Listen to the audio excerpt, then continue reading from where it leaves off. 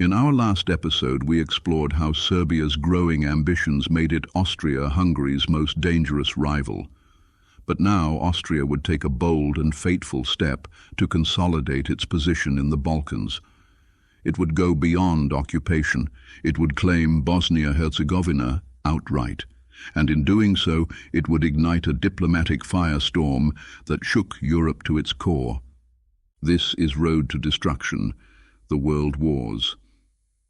For 3 decades, Austria-Hungary had administered Bosnia-Herzegovina under the terms of the 1878 Congress of Berlin.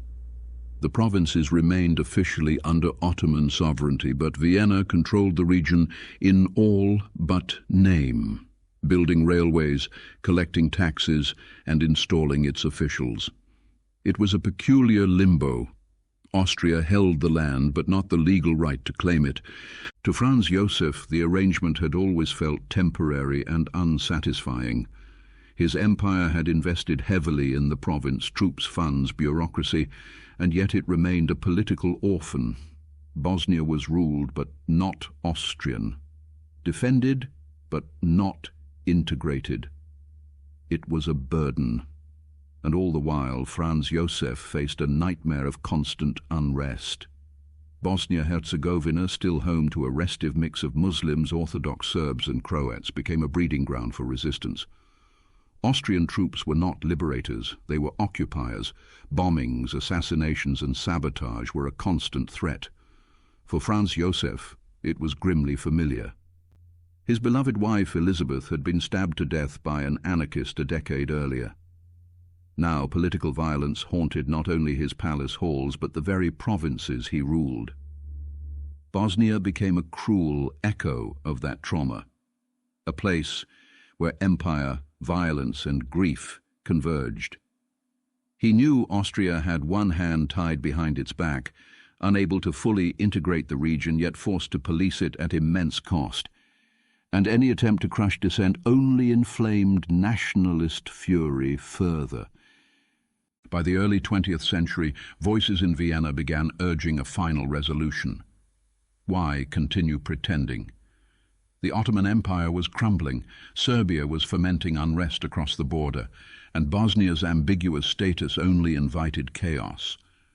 In 1908, the time finally seemed right. The Young Turk Revolution in Constantinople had overthrown Sultan Abdul Hamid II and promised to reassert Ottoman control across the empire, including, they claimed, in Bosnia. For Austria, this was unacceptable. Vienna feared that if the Ottomans tried to reclaim the province, the entire Balkan order could unravel. So in October 1908, Austria-Hungary acted. Without international approval and without warning, Franz Josef's government formally annexed Bosnia-Herzegovina. It was meant to be a bureaucratic correction, a long overdue recognition of reality. But in the capitals of Europe, it was seen as something very different, a naked act of imperial aggression. Russia, in particular, exploded in fury. The Russians had backed down during the original occupation in 1878. They had swallowed Austria's presence in Bosnia, partly due to Bismarck's mediation, partly due to their own military exhaustion. But now, with a revitalized army and a new Tsar on the throne, St. Petersburg was determined to defend its influence in the Balkans and to protect its Serbian ally. To nationalists in both Russia and Serbia, Austria's annexation of Bosnia was theft, an audacious land grab that trampled the rights of Slavs and spit on international diplomacy. In Belgrade, protests erupted. Serbian newspapers called for war. The army mobilized. Secret societies like the Black Hand redoubled their efforts to stir unrest in Bosnia. To many young Serbs, the annexation confirmed what they had long believed. Austria was the great enemy of Slavic unity. In Russia, there was talk of intervention. The foreign ministry began drafting war plans, but Russia, still licking its wounds from its disastrous defeat in the Russo-Japanese War of 1905, was in no position to act. The Tsar's prestige was shattered, the navy wrecked, and domestic unrest still simmered after the 1905 revolution. While Nicholas II blustered in public, he quietly conceded in private there would be no war over Bosnia. Not now. France, his ally, had little appetite for conflict either. Unwilling to be dragged into a Balkan confrontation on Russia's behalf. And Germany, Austria's steadfast ally, issued a blunt warning. If Russia fought Austria, Germany would fight Russia. Faced with the threat of a wider war they could not win, the Russians relented.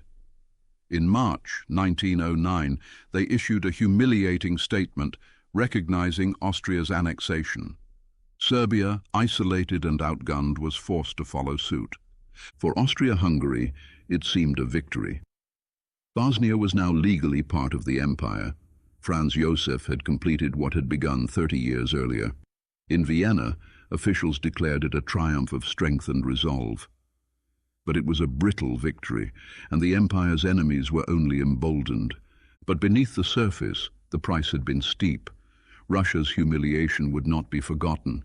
Serbian hatred burned hotter than ever, and the myth of Austrian strength was paper-thin. Internally, the empire remained divided. The Hungarians resented the annexation, fearing it would upset the delicate balance of power within the dual monarchy.